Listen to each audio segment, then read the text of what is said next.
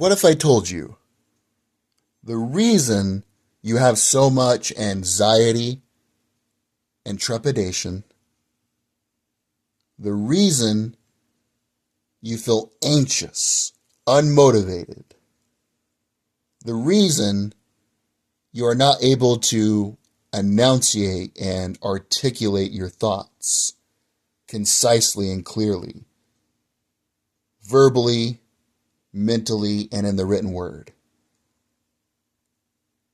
The reason you are not able to complete tasks. The reason you act impulsively when you have a conflict that arises, or because you feel a certain type of way, such as angry, you act on that impulse. It all matriculates to the same source.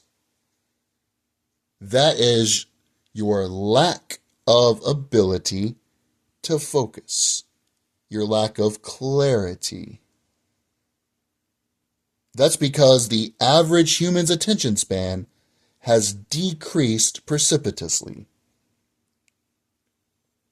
According to research from UNC Irvine, the average human's attention span in America today, in the year of our Lord, 2026, is a minuscule 40 to 47 seconds. That's it. The average human can only focus on something for less than a minute. For those of you under the false pretense that you can multitask, just visualize you're in a car. And then for 1 second, you look down, maybe to drink your beverage, maybe to check a text message, maybe to zone out. And then a blink of an eye, bam! Your car can end up in a collision, in a ditch, or in a worse situation. And many individuals who are in court involved in these situations always talk about how for a fraction of a second, they were not focused on traffic, on what was around them, if the light turned green or red. And that caused the kerfuffle that they found themselves in. That's because you can't focus on two things simultaneously. The second you quit focusing on something and you go to another thing, you can't go back to that other thing at the same time. You can look at your phone for a second, go back to what you're watching on TV, but even if you're watching a video and you're scrolling on your phone, you're not going to be cognizant of what they're discussing. A more relatable situation to most of you would be when you're conversing with somebody.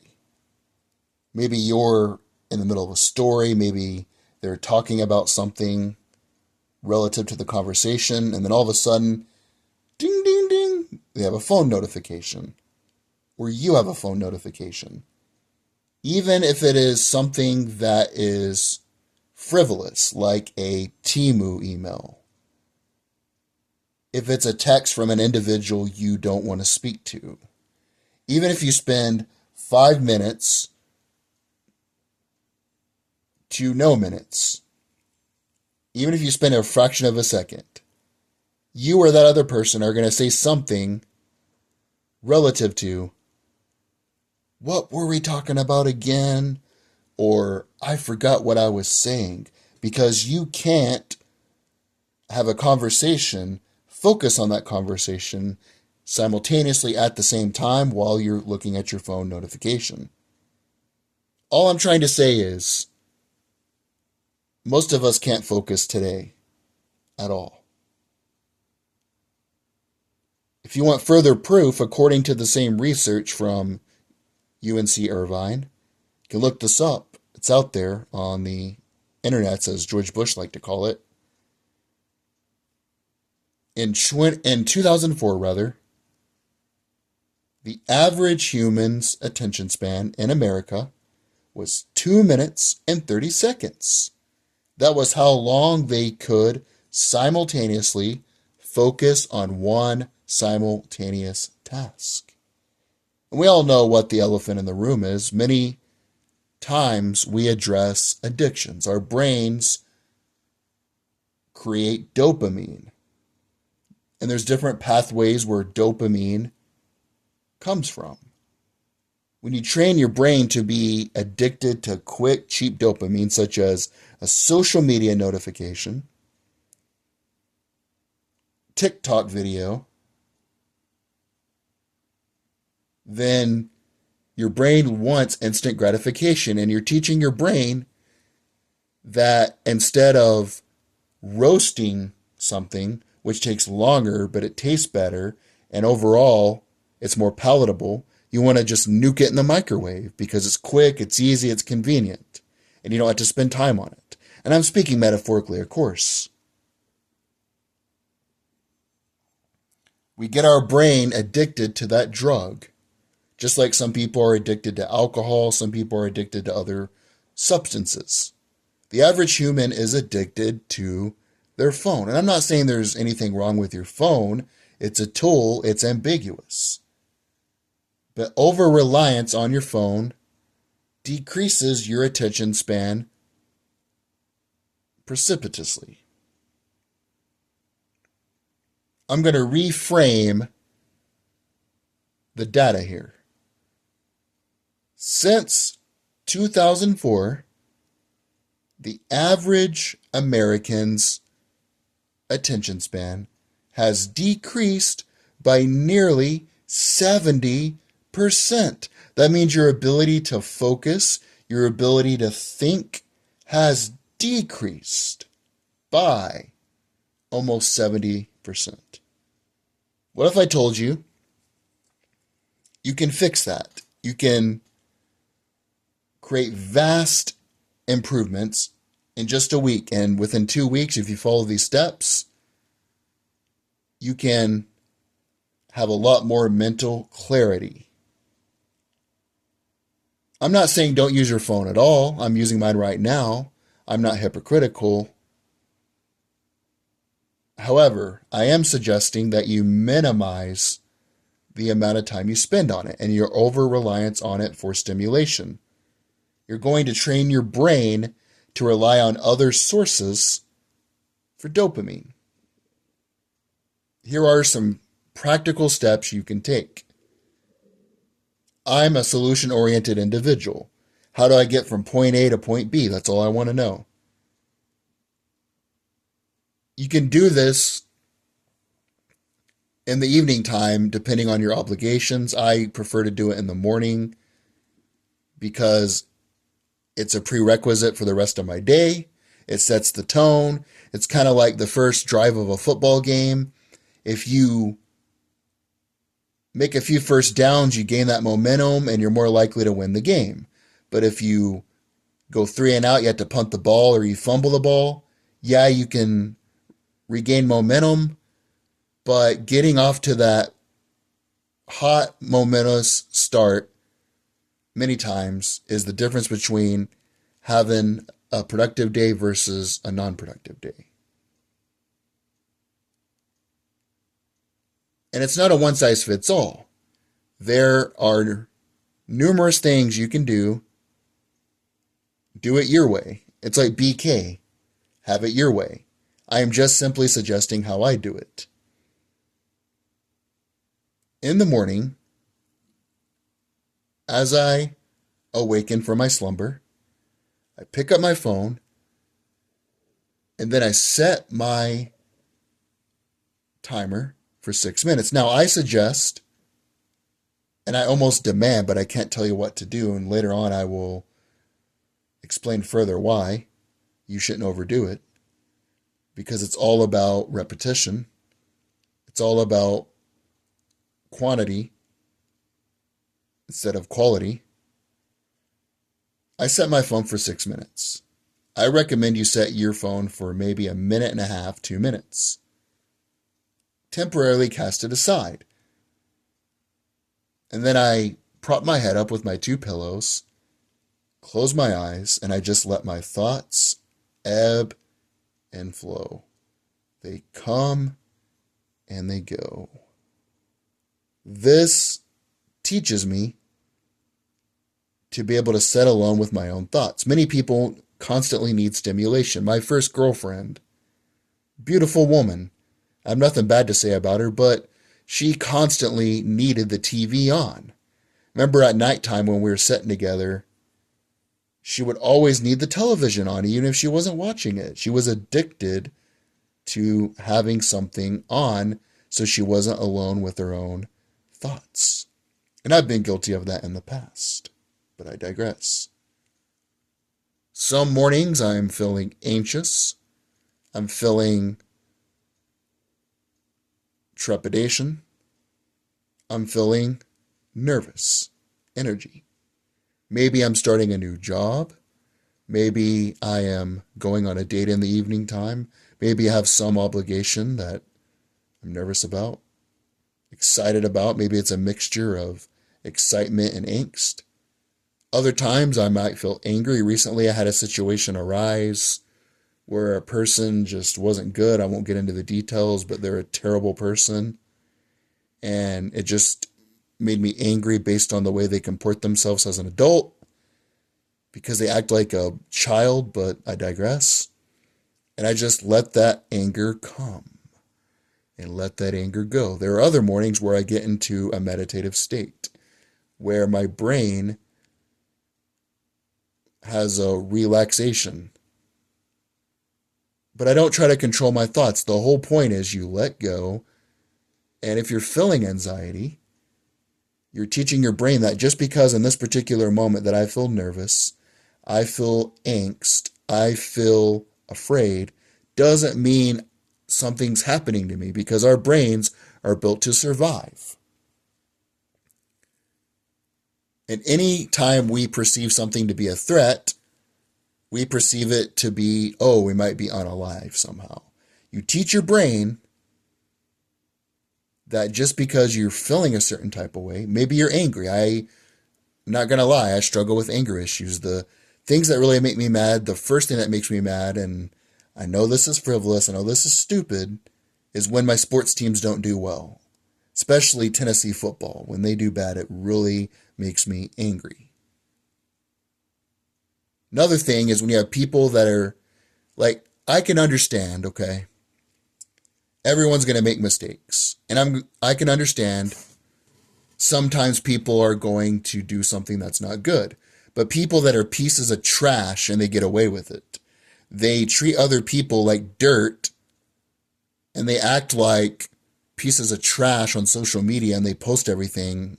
And that just really makes me angry when people act like that, when they comport themselves that way. But I'm teaching myself just because I see something that makes me angry doesn't mean I have to be reactive. I can be inactive. Or other times I can be proactive. I don't go on social media to look at that stuff. I don't go seeking those things out. There are other times where I feel anxious, but you teach yourself how to focus in moments where you feel anxious. After I am done with that task, I then try to do 1 hour of reading a day. Sometimes longer depending on the subject, depending on what my obligations are. I recommend you just read 5 pages to 1 chapter. Now, let me circle back because I have a great attention span, like I'm trying to get you to have. I remember I stated that I'm going to bring up why I want it to be more about quantity than quality. I am slowly trying to re-ingratiate myself back into lifting weights after not doing it for a number of years. Because of that, I am not going to all of a sudden hit the weights with a full force like I used to. I want enough that's going to cause my muscle fibers to break down, have slight soreness, But if I hurt my back and I can't walk the next day, all I'm going to do is cause myself to not be able to work out the rest of the week because I get burnt out. I see many people in the beginning, they're very enthusiastic. They're very vigorous. And then they read 20 pages. And then they're tired the next day because they did too much. Don't do that. Unless you just find a book you can't put down, don't limit yourself. But if you really struggle to focus, just read 5 pages. And then find another task that is not on your phone. But before we get to that, reading has innumerable benefits. Reading increases your vocabulary, your ability to articulate yourself. I really noticed this when a few years ago I was reading a book about some of the soldiers from the American Civil War. For those of you unfamiliar, soldiers from the North and South did not have a traditional education. Many of them did not even go to middle school. What we call an organized education today was really only for the wealthy individuals during that time who had private tutors. However, despite the lack of a formal education, many of them were poor farmers in the agrarian South or in the industrialized North. They worked more as workers outside of the agriculture sector, but I digress. The point I'm trying to convey is that the letters they write are more poetic, more articulate. They can better verbalize their thoughts than top scholars today. If you read an article from a top scholar today, I'm not saying it's not literary. I'm not saying the words don't flow fluidly, but they're nothing compared to the letters of a poor Civil War farmer who was considered at the time barely literate and uneducated. Why is that? It's because the primary source of entertainment was reading. They even read for leisure. There was no radio, no television, no phone. I'm not saying that's good. They were just men of their time. But if you read, it's going to invariably increase your vocabulary. It's going to increase your articulation, your enunciation. It's going to educate you. If you read a couple books about a topic and you can ascertain some of that, you're going to be more intelligent than 99.9% of people. For example, recently I've been reading about East Asia. I read about Japan from the Meiji Restoration to World War II, and then afterwards how it became an ally in the Cold War. And now I'm currently reading about the Forgotten War, aka the Korean War.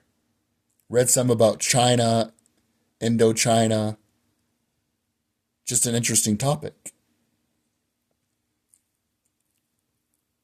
And if this is any incentive, I'm just saying, when I used to work in a restaurant, I would be able to fire off tons of facts just because I read a lot, such as Russia has 11 time zones.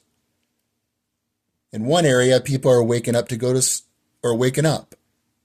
drinking their morning coffee. In another area, people are going to sleep. But France, if you include all of its territories and holdings, actually has the most with 12. Or you can say, you know how China became a country? It was unified under the Qin dynasty. And that's where the name China comes from, the first emperor of China. You know what Belarus means? In English, it means White Rus, which means rowing people. The point is, you're going to become a vassal, a fountain of knowledge. And when I was at that restaurant, There were a couple girls from that restaurant that I worked in that were attractive, and they would tell me on a few occasions, what's an interesting fact you know? And I would start talking about Lyndon B. Johnson, or I would start talking about Ho Chi Minh, or I would start talking about the leader of South Vietnam, Dang, I think was his name. And one girl there, she was into it. I got her number. We hung out a couple times. You can impress a lot of people if you just know a few interesting facts. You're not an NPC. It's not about impressing people, but the point is, you're going to stand out from the crowd. If you just know a little bit, because people are lazy today, just a little bit more than the average person, you're going to look like a gentleman and a scholar. But a big thing reading does is improves your focus. You will notice the more you read, the easier it is to focus on it. And then after you read, I'm not saying I do all these things in order, I'm just saying throughout the day, try to do these things. Maybe you do one thing during the evening, you do another thing in the morning. It's however you want to go about it, whatever works for you. It's about the results, not about how you get to the results. After that, I get a word search book. And then I perform one word search. And after I conclude with that, I move on. And then I give myself time to look at my phone. Now I'll get into what I do on my phone versus what other people do and ways that you can use your phone as a tool. But first, when you train your brain to finish a chapter, to finish an activity, it could be maybe you're playing a game of chess, a game of checkers, you're doing a puzzle and you want to get 5 pieces in the correct area. Word search, such as I do, it's going to teach your brain that you want to finish this task. Many times people have books they want to write, but they never finish them. They start crocheting, they never finish it. They want to learn a new recipe, and they never finish it. And then that trains your brain not to finish what you start. And if you don't finish what you start, that's when you become very unproductive. And then you start to contemplate what you did. All this does is you finish your chapter. You finish, and I make sure even when I read for my hour, I don't stop until the chapter's done, unless something happens I can't control. But if I can control it, if I'm in a normal circumstance, I don't finish until I'm done with my chapter. I don't finish until I'm done with my word search. That teaches your brain you're not going to stop till the job's done. And then some form of physical activity. I'm getting back into the weights and running. But if you don't want something that's going to be as hard on your body, you can just walk for 30 minutes a day. If you do all those things for 5 days a week, and me, I'm not bragging, I have my problems. Instead of going to the gym for a number of years, I went to Jim's Burgers and Fries. I need a laugh on the Coors. I'm starting to work out more. I got my problems as well, don't misunderstand me. But I enjoy reading for leisure on the weekends as well. And you might get to that point where you would rather read than watch a movie. But it takes time to get to that point. And once you do these things, you're going to notice and this is the biggest thing I've noticed, your brain is going to think more clearly. It's like those Claritin Clear commercials when you see the fog and people can't see what's going on, then all of a sudden you see the bright, pristine, pixelated colors and people are clear. It's like Claritin Clear. I don't know if you remember those commercials. I'm not sure if they're still on. I don't watch a lot of television outside of baseball right now at the moment. But that's how it's going to be. You're going to notice that you can think more fluidly. And that when you start thinking about something, you can fully finish it before moving on to the next thought. Now, last but not least, as I said, I have a great attention span. I wouldn't be giving you advice on something that I have no experience in, such as raising kids. I don't have kids, so I'm not going to tell you how to raise your kids. I'm not married. I'm not going to give you marital advice. I don't run a business. I'm not going to give you business advice. But as someone who has an amazing attention span, one of the greatest attention spans of anyone on earth, I remember what I said. When I scroll on my phone, I do it a bit differently. I don't just mindlessly scroll. Now, everybody has topics of interest. Mine currently are history and baseball. Occasionally the stock market. I like looking at my investments. I will allocate a period of time if I go on social media, because it's always good to meet like-minded people. I will go on the page of my baseball team, the Miami Marlins. I will go on a historical page just to see other perspectives and what people have to say. I might look at some of the stocks just to see what's going on with that, or some ETFs. Maybe you like looking at the news. Now, I personally don't care about the news. There's nothing we can do about what's going on. No matter what we do or say, the politicians are going to get wealthier. The people are going to get poorer. The wealthy are going to get wealthier. They're going to continue to start wars, and nothing's going to improve. It is what it is. I didn't do it. I can complain about it, but all that does is waste my time, energy, and sanity. I'd rather keep my time, energy, and sanity and focus it on what I can control, which are my thoughts. But if you want to know what's going on in the world, I'm not judging you. Everybody's different. I like watching baseball. Everybody has their own prerogative. Spend about maybe 30 minutes watching a news program, consuming the news how you want to consume it. I know many people use social media now.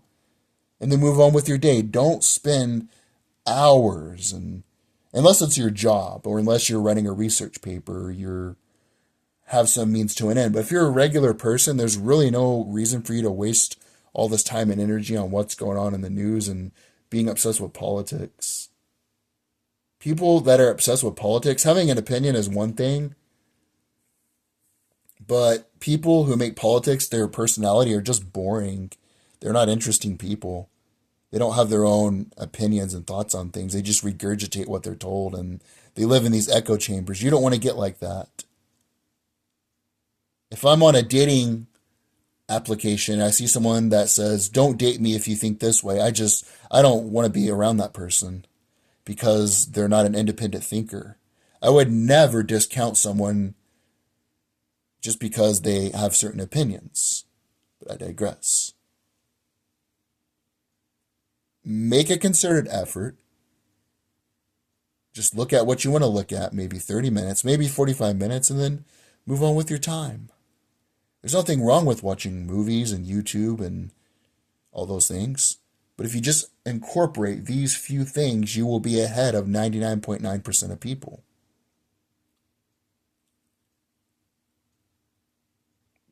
Let me express the steps, and then I will be done with this.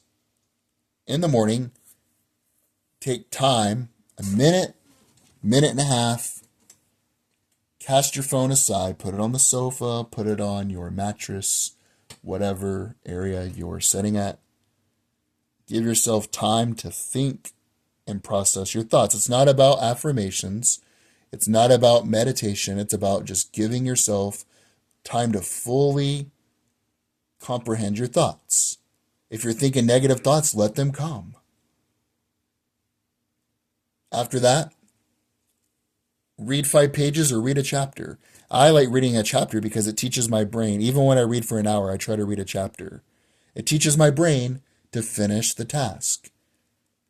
Find a task unrelated to your phone. Word search, puzzle, crocheting, drawing, maybe writing. There are a variety of tasks that you can do.